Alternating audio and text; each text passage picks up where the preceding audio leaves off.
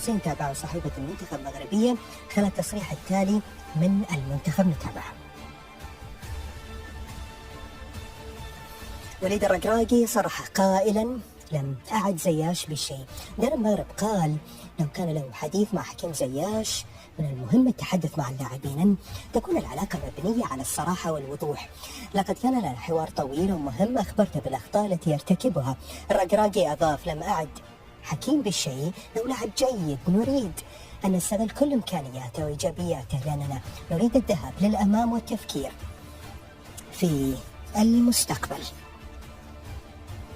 المغربية أيضا هذه المرة مع صحيفة بيان اليوم كشفت عن الودية الأخيرة التي سيخوضها أسود الأطلس قبل المشاركة في مونديال قطر.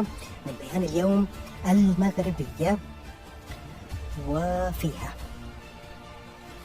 إذا أعلن الجهاز الفني منتخب المغرب أن الأسود ستواجه جورجيا قبل ضربة بداية مونديال قطر 2022. من المقرر أن يعلن وليد الركراكي القائمة النهائية الأسبوع القادم. من جهته صرح الدولي المغربي لا يفكر عن المشاركة المونديالية القادمة وقال: لا يجب الاستهانة بنا.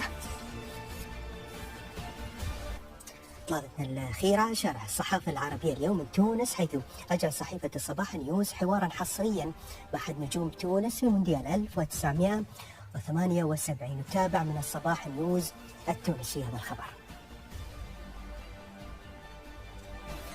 الحارس الأسطورة الصادق ساسي الشهير بعتوقة أكد أن المهم للجهاز الفني سوق قرطاج التركيز على حسن اختيار الحارسين الثاني والثالث تحسبا لأي طارئ، مؤكد أنه يفترض دائما وجود حارس مرمى له خبرة بمثل هذه المواعيد الكبرى حتى يكون صمام أمان وداعما لبقية الحراس. عتوقة أكد ثقته في لاعبين السور الظهور على مستوى الحدث في قطر، لافتا لأن أيمن البلبولي يمتلك خبرة كبيرة ستفيد المنتخب. صلى الختام شكرا بالمتابعة، بأمان الله وحفظه. تالية مع صحافة المغرب، حيث تحدثت صحيفة المنتخب في تقرير لها عن الشائعات التي طالت عددا من لاعبي أسود الأطلس بادعائهم الإصابة حتى لا يشاركوا مع أنديتهم. المنتخب تساءلت في تقريرها: أسودنا يتظاهرون بالإصابات، هل نصدق الرواية؟ وفي التفاصيل قالت الصحيفة: بوفال ليس مصابا، غداري يتظاهر بالإصابة، ومحترفون ليغا اتفقوا على عدم اللعب حتى لا يتغيبوا عن المونديال. هذه هي رواية بعض وسائل الإعلام الأجنبية. وأيضا مبعث الغرابة في هذه الروايات تقول: المنتخب كون المتكلم وإن كان أحمقا فالمستمع يجب أن يكون عاقلا، لأن هذه الأحاديث كان بالإمكان تصديقها في زمن لم يكن فيه الرنين المغناطيسي موجود ولا الفحص بالأشعة فوق البنفسجية موجود أيضا.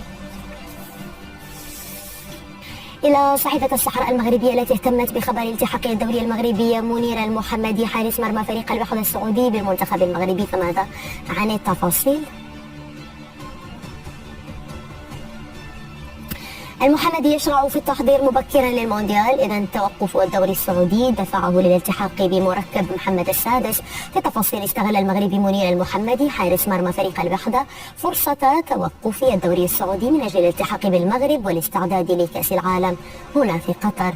وكذلك تشارك المحمدي مع متابعيه على إنستغرام عددا من الصور توثق وصوله لمركز محمد السادس لكرة القدم للمشاركة باستعدادات الأسود لكأس العالم في قطر.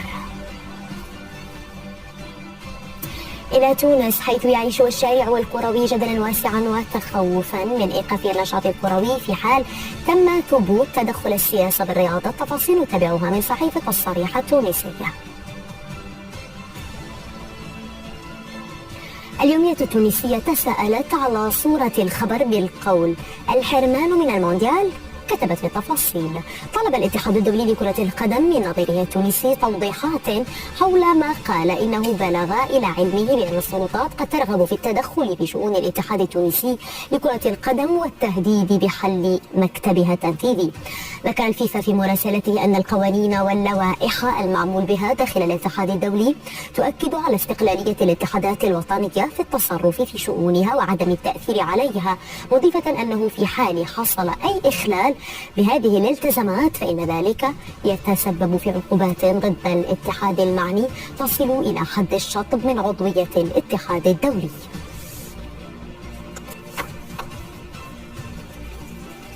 حلقتنا انتهت. تقبلوا مني ومن فريق العمل أجمل التحايا. في أمان الله. آخر صفحات سوبر وان معنا اليوم نتابع فيها حوارا حصريا للمدرب الوطني لأسود الأطلس قبل أيام قليلة من انطلاقة مشوار المغرب في المونديال. وليد الركراكي وعد الجمهور المغربي بتقديم ما يجعلهم فخورين بمنتخبهم وقال: إذا أنا رجل المرحلة، لافتا إلى أن الإصابات العضلية أكثر شيء يطير النوم من جفونه. الركراكي أضاف: تحدثت مع عبد الرزاق حمد الله مرتين وقلت له لن يعيدك للمنتخب الوطني إلا عملك.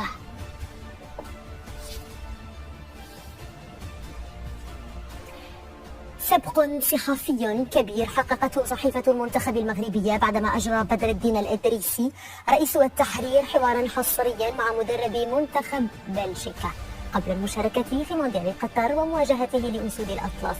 نتابع أبرز ما جاء في الحوار.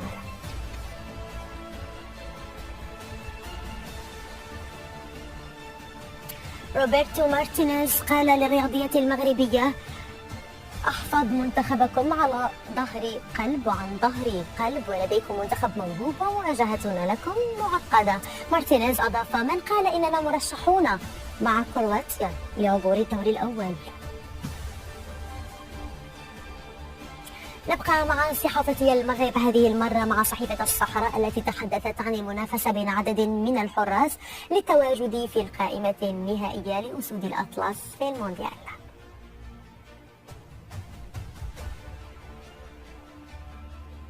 اليومية المغربية تحدثت عن الصراع الكبير على مقعد الحارس الثالث في قائمة منتخب المغرب.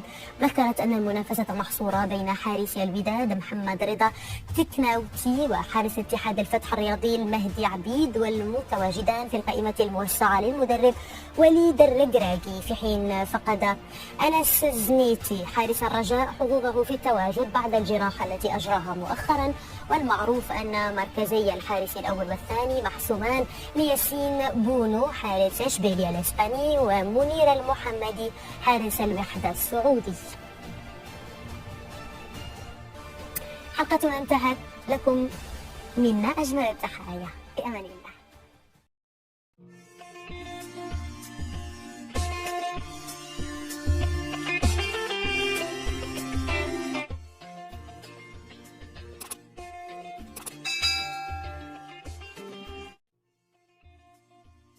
يقوم وليد مدرب المنتخب الوطني المغربي لكرة القدم بزيارة لمجموعة من الدول الأوروبية للقاء بعض اللاعبين المحترفين والتأكد من جاهزيتهم واستعدادهم للمشاركة في نهائيات كأس العالم، وأيضا بحثا عن لاعبين جدد بإمكانهم تمثيل النخبة الوطنية في مونديال قطر. وفي إطار إعداده لائحة المنتخب الوطني التي ستشارك في نهائيات كأس العالم مونديال قطر 2022، يقوم وليد مدرب المنتخب الوطني المغربي بجولة أوروبية انطلاقا من فرنسا للقاء بعض اللاعبين المحترفين، وأيضا للاجتماع مع أبرز اللاعبين المرشحين للانضمام لأول مرة إلى تشكيلة النخبة الوطنية. وفي هذا السياق نستعرض لكم 3 من أبرز اللاعبين المرشحين للانضمام إلى تشكيلة المنتخب المغربي. بلال الخنوس. رغم أنه ما زال في 18 من عمره، إلا أن بلال الخنوس لاعب فريق جينك البلجيكي يعتبر من أبرز المرشحين للانضمام إلى تشكيلة الأسود، خاصة وأنه كشف مؤخرا في تصريحات إعلامية قراره بتنفيذ المنتخب المغربي في مساره الرياضي، رافضا بذلك دعوة اللعب للمنتخب البلجيكي.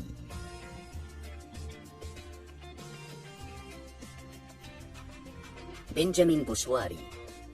لاعب فريق سانت تيان الفرنسي، يشغل مركز وسط ميدان، من مواليد 13 نوفمبر 2001 في مدينة بورغيرهوت البلجيكية.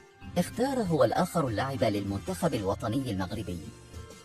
وسبق له المشاركة في مباراة ودية مع الأسود أمام مدغشقر في مركب محمد السادس، كما سبق له الانضمام إلى المنتخب الأولمبي في مباراتين وديتين أمام السنغال.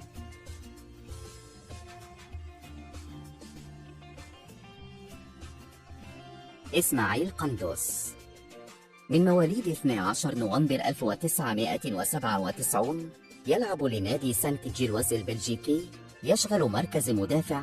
سبق له اللعب مباراتين مع المنتخب الوطني الأولمبي في التصفيات الإفريقية المؤهلة للألعاب الأولمبية السابقة في طوكيو.